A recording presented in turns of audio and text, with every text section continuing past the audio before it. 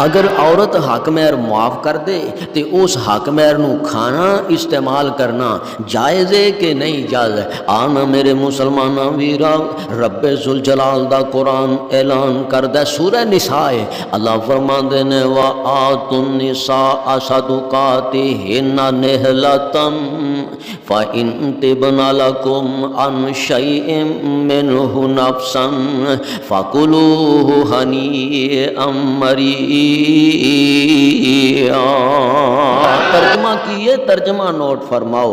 اللہ ذوالجلال فرماندے نے عورتاں نو انہاں دا حق مہر خوشی نال دے دیا کرو، او دے اندر تواڈی کسے قسم دی ناراضگی نہیں ہونی چاہیے، کھچ کے چاہٹ نہیں ہونی چاہیے، خوشی دے نال اپنیاں عورتاں نو جنہاں دے نال تسی نکاح کرو انہاں نو حق مہر دے دیا کرو۔ اللہ اگر عورتاں اپنی خوشی نال اپنی مرضی نال اے نہیں کہ تسی انہاں نو منایا ہے، اپنی خوشی نال حق مہر چھڑ دین، ادھا چھڑ دینیاں، کچھ حصہ چھڑ دینیاں، سارا چھڑ دین، تے پھر کی کرنا ہے؟ اللہ فرماندے نے فَكُلُوهُ هَنِيئًا مَرِيئًا، تے تسی خوشی نال اس حق مہر نو کھا بھی سکدے ہو تے استعمال بھی کر سکدے ہو۔ مانا کی بنیا؟